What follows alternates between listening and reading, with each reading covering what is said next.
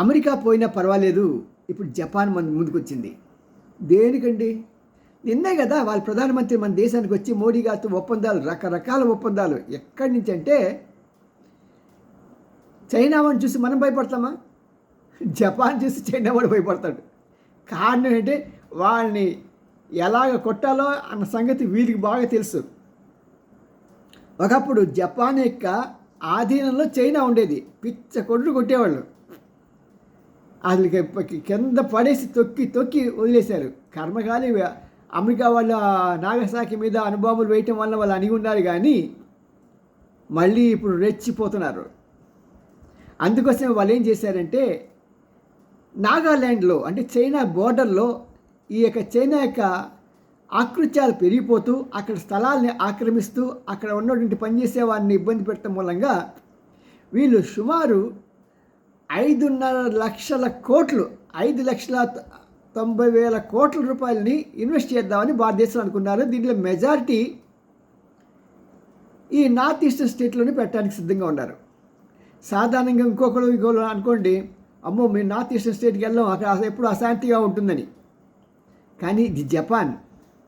దానికి తెలుసు ఈ చైనాని ఎలాగ లొంగ తీసుకోవాలి, చైనాని ఎలాగ అదుపులో పెట్టుకోవాలి అన్న సంగతి తెలుసు. కాబట్టి జపాన్ ఆ ప్రదేశాన్ని కోరుకుంది.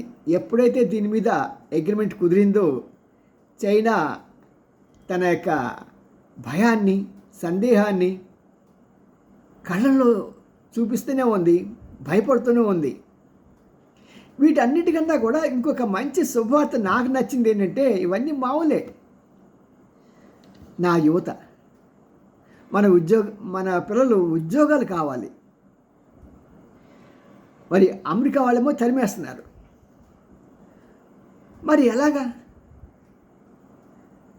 ఎందుకంటే వాళ్ళు పంపించే రెమిటెన్స్ మన ఫారిన్ ఎక్స్చేంజ్ని బలపరుస్తుంది. వాళ్ళు పంపించే డబ్బులు మన దేశ ఆర్థిక వ్యవస్థను నిలబెడతాయి ఫారెక్స్ ద్వారా.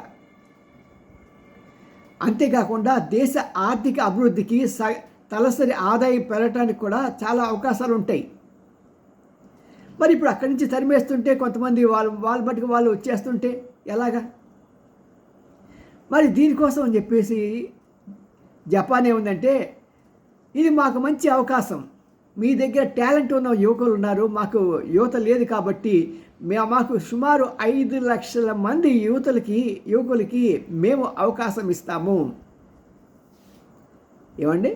మేము అవకాశం ఇస్తాం. 5 లక్షల మంది అమెరికాలో ఉన్న ప్రతి ఒక్కడు వచ్చేసినా సరే, ప్రతి ఒక్కడికి అవకాశం ఉంది అక్కడ జపాన్లో.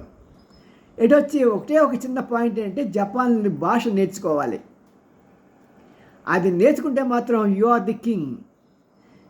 ఇదే అవకాశంగా మన ఇండియాలో ఉన్న స్టార్టప్లు కూడా ఏం చేయాలంటే, ఇప్పుడు తెలుగు నుంచి ఇంగ్లీష్ నేర్చుకోవటం, రకరకాల ఇవి పెట్టారు కదా యాప్లు.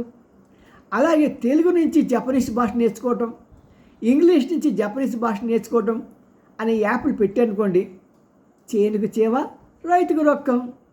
మీకు డబ్బులు వస్తాయి, యువతకి భాష వస్తుంది. వాళ్ళు హాయిగా జపాన్లో చక్కగా ఆనందంగా గడిపేయచ్చు కదా. మేరా జూటా జపానీ అని అలాగే వీళ్ళు పాడుకుంటూ ఆడుకుంటూ అలా సాగిపోతారు కదా. మరి ఇలాంటి గొప్ప అవకాశం భారతదేశానికి వచ్చినప్పుడు మన యువత ప్రత్యేకంగా ఈ కాలేజెస్ వాళ్ళు ప్రత్యేకమైన శ్రద్ధ తీసుకోవాలండి. ఏదో ఫీజులు లాగేసాం అనుకుంటున్నారు, దాంతో తృప్తి పడిపోతున్నారు. లేకుంటే తలబద్దలు కొట్టిన, బాబు మాకు ఫీజులు రావట్లేదు, మాకు స్టూడెంట్స్ రావట్లేదు అని చెప్పి మాకు అంతమంది ఉద్యోగాలు ఇచ్చాం, ఇంతమంది ఉద్యోగాలు ఇచ్చాం. కాదు, మీకు ఒక సోషల్ రెస్పాన్సిబిలిటీ ఉంది. సిఎస్ఆర్ ప్రోగ్రామ్కి ఎలాగ ఫండ్స్ ఇస్తారో అలాగే ఒక ప్రత్యేక పథకాన్ని కేంద్ర ప్రభుత్వం ప్రవేశపెట్టాలి. ఎవరైతే ఆ కాలేజీలో చదివారో, ఆ కాలేజీలో చదివిన విద్యార్థులు ఎవరైతే ఖాళీగా ఉంటారో అలాంటి వాళ్ళందరినీ చేరదీసి వారికి కనీసం ఒక పూట భోజనం కూడా పెట్టి ఈ జపాన్ భాషని నేర్పించాల్సిన అవసరం ఎంతైనా ఉంది. దీన్ని మొత్తాన్ని కేంద్రీకృతం చేయాలంటే ప్రత్యేకంగా ఆంధ్రలో మన ఆంధ్ర యూనివర్సిటీని కానీ, నాగార్జున యూనివర్సిటీకి, అలాగే తిరుపతి యూనివర్సిటీ మూడు యూనివర్సిటీని కలుపుకొని, దీంతోపాటు మన తెలుగు వారైన ఉస్మానియా యూనివర్సిటీని కలుపుకొని, వరంగల్ను కలుపుకొని, ఈ 5 ప్రాంతాలలో తెలుగు వాళ్ళకందరికీ, నేను ఆంధ్ర తెలంగాణ అని విభేదాలు చూపించట్లేదండి, నాకు అది లేదు. నేను తెలుగువాడిని, తెలుగుదేశం మాది, తెలుగు రాష్ట్రం మాది అని భావించేవాడిని. ఏదో కర్మ కొద్దీ అలా విడిపోయామే కానీ మనమంతా ఒకటే. కాబట్టి వీళ్ళందరికీ కూడా, మన పిల్లలందరికీ కూడా ఈ కాలేజీల వాళ్ళు కనీసం ఒక పూటైనా, అవసరం ఉంటే 2 పూట్ల వాళ్ళకి ఆ భాష ట్రైనింగ్ ఇస్తే. ఎందుకంటే ఆంధ్ర యూనివర్సిటీలో జపనీస్ నేర్పించే ఒక ఇది ఉంది, మీడియా దీంట్లో వింగ్లో జర్నలిజం విభాగంలో ఉంది. మరి దాన్ని వాళ్ళు చాలా మంచి రూము గీము మంచి ఎక్విప్మెంట్ అంతా ఇచ్చారు, కానీ మరి వాడుతున్నారో లేదో తెలియదు. నేను ఒక 5-6 సంవత్సరాల క్రితం మా పిల్లవాడి కోసం కావాల్సి వస్తే వెళ్తే అక్కడ పెద్దగా మాకు లేదండి, గీతం కాలేజీలో ఒక లేడీ ఉన్నారు, ఆవిడని ట్రై చేయండి అని అక్కడ ప్రొఫెసర్ గారు చెప్పడం జరిగింది. మరి ఏదైనా సరే ఇప్పుడు అవసరం వచ్చింది. రాష్ట్రంలో ఎంతమంది జపనీస్ భాష వచ్చిన వాళ్ళు ముందుకు రావాలి, వచ్చి రకరకాల యాప్లు తయారు చేసి మన యువతకి జపనీస్ భాషను నేర్పించాలి. తద్వారా ఏంటంటే వాళ్ళు అక్కడ ఉద్యోగాలు పొందుకోవడానికి అవకాశం ఉంటుంది. రెండవది, ఇప్పుడైనా సరే స్వచ్ఛందంగా విద్యార్థులు వాళ్ళకి డూప్లికేట్ సర్టిఫికేట్లు, దొంగ సర్టిఫికేట్లని తొలగించాలి. వాళ్ళు ఒకవేళ అన్ని దొంగ సర్టిఫికేట్లు అయితే మళ్ళీ పరీక్ష రాయండి. ఎందుకంటే జపనీస్ వాళ్ళు అసలు ఊరుకోరు. వాళ్ళు ఎంత బాగా చూసుకుంటారో అంత కఠినంగా కూడా చూస్తారు. అమెరికా అలా కాదు. కాబట్టి ఎవరైనా సరే ఈ యొక్క పథకంలో వాళ్ళు ఉద్యోగాలు సంపాదించాలంటే మీరు ఏ ఒక్క డూప్లికేట్ కానీ దొంగ సర్టిఫికేట్ కానీ, ప్రత్యేకంగా విజయవాడ వాసులను చెప్తున్నాను, అసలు ఈ సర్టిఫికేట్లు అన్నిటికీ అమీర్పేట, నెక్స్ట్ విజయవాడే.